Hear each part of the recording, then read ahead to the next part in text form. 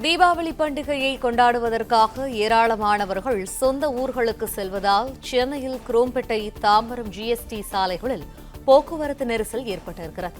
கூடுதல் விவரங்களை எமது செய்தியாளர் வசந்த் வழங்க கேட்போம். வசந்த், தற்போது அங்கு இருக்கக்கூடிய சூழல் என்னவாக இருக்கிறது? எவ்வளவு நேரமாகிறது வாகனங்கள் அந்த இடத்தை கடந்து செல்வதற்கு? விரிவான தகவல்கள் என்ன வசந்த்?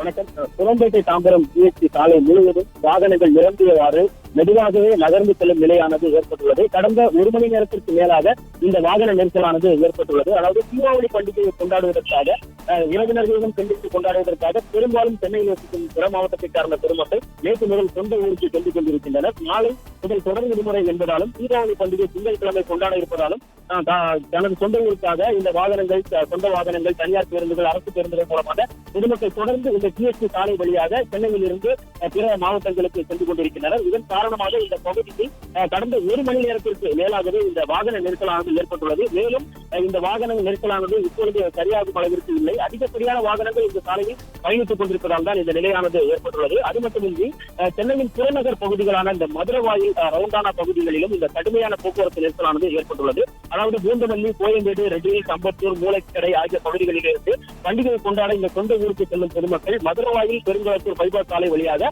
இந்த கிளாம்பாக்கம் பேருந்து நிலையத்தை வந்து அடைகின்றனர். இந்த சாலை வழியாக பயணிக்கும் வேண்டிய நுழைவாயிலான இந்த மதுரவாயில் பகுதியில் கடுமையான போக்குவரத்து நெரிசலானது ஏற்பட்டு வருகிறது. அந்த பகுதியில் முறையாக இந்த போக்குவரத்து நெரிசலை சரி செய்வதற்கு காவலர்கள் இல்லை என இந்த வாகன ஓட்டிகள் குற்றம் சாட்டி வருகின்றனர். அது மட்டுமின்றி இந்த போக்குவரத்து நெரிசலில் சிக்கி அங்கிருந்து மதுரவாயில் வழியாக அந்த பைபாஸ் சாலை வழியாக வந்து இந்த கிளாம்பாக்கத்தை பேருந்து நிலையத்தை அடைவதற்கு முன்பாக முன்பதிவு செய்யப்பட்ட வாகனங்கள் பல முறை அவர்களை தொடர்பு கொண்டு இன்னும் வரவில்லை என கூறுவதாலும் இந்த பேருந்துகளை மிஸ் பண்ணும் சூழ்நிலையில் ஏற்படுவதாக அங்கு காத்திருக்கும் வாகன ஓட்டிகள் குற்றம் சாட்டி வருகின்றனர். இதுபோன்ற விழா காலங்கள், இதுபோன்ற பகுதிகளில் அதிகப்படியான மக்கள் ஊருக்கு செல்லும் பொழுது இந்த ரவுண்டானா, முக்கிய சந்திப்பு, இதுபோன்ற பகுதிகளில் அதிகப்படியான காவலர்களை பணியமர்த்தி இதுபோன்று போக்குவரத்து அதாவது சுத்தமாக இந்த வாகனங்கள் நகர முடியாத நிலைதான் இந்த மதுரவாயில் பைபாஸை இணைக்கும் அந்த மேம்பாலத்தில் காணப்படுகிறது.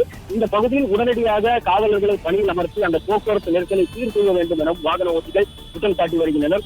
மேலும் இந்த நீண்ட நேரமாக காத்திருப்பதால் வாகனங்களில் பழுது ஏற்படவும் வாய்ப்பு உள்ளது.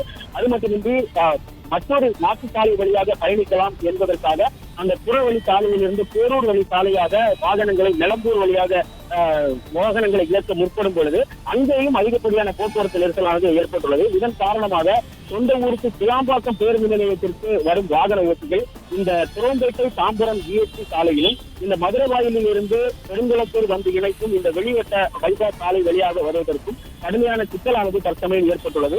முக்கியமாக அந்த பேரூர் டோல்கேட் என அழைக்கப்படும் மதுரவாயில் புறவழி சாலையில் வந்து இணைக்கும் அந்த ரவுண்டானா மேம்பாலத்திற்கு மேல் பகுதியில் அதிகப்படியான வாகனங்கள் கடந்த ஒரு மணி நேரத்திற்கு மேலாக காத்திருந்து வருகிறது. நகர முடியாத சூழ்நிலையும் ஏற்பட்டு வருகிறது. அங்கு போதுமான காவலர்கள் இல்லை எனவும் அந்த வாகன ஓட்டிகள் குற்றம் சாட்டி வருகின்றனர். இதனால் அவர்கள் முன்பதிவு செய்திருக்கும் வாகனங்களை சரியான நேரத்திற்கு வந்து அங்கிருந்து ஊருக்கு செல்ல முடியாத சூழ்நிலை ஏற்படுவதால் உடனடியாக அந்த பகுதிக்கு காவலர்களை நியமித்து அந்த போக்குவரத்து நெரிசலை சீர் செய்ய வேண்டும் எனவும் அந்த வாகன ஓட்டிகள் குற்றம் சாட்டி வருகின்றனர். பிளே ஸ்டோர் மற்றும் ஆப் ஸ்டோரில் இருந்து பாலிமர் செயலியை QR கோடு மூலம் பதிவிறக்கம் செய்யுங்கள். செய்திகளை உடனுக்குடன் பெறுங்கள்.